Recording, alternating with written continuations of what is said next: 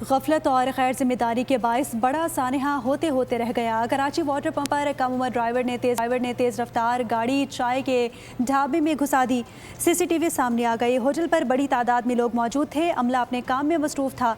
ऐसे में तेज रफ्तार सुजुकी ढाबे से जा टकराई। सुजुकी के टकराने से काउंटर और मुलाजिम दूर जा गिरे। वीडियो में सुजुकी टकराने के बाद चूल्हे से आग निकलती हुई देखी जा सकती है। होटल के बाहर कुर्सियों पर बैठे शहरियों ने भागना शुरू कर दिया। पुलिस के मुताबिक हादसे में चाय बनाने वाला मुलजिम जख्मी हुआ। कम उम्र ड्राइवर को हिरासत में ले लिया गया।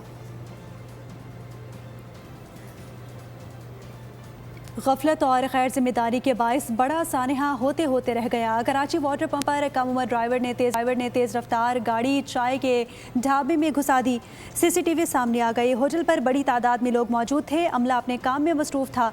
ऐसे में तेज रफ्तार सुजुकी ढाबे से जा टकराई। सुजुकी के टकराने से काउंटर और मुलाजिम दूर जा गिरे। वीडियो में सुजुकी टकराने के बाद चूल्हे से आग निकलती हुई देखी जा सकती है। होटल के बाहर कुर्सियों पर बैठे शहरियों ने भागना शुरू कर दिया। पुलिस के मुताबिक हादसे में चाय बनाने वाला मुलजिम जख्मी हुआ। कम उम्र ड्राइवर को हिरासत में ले लिया गया।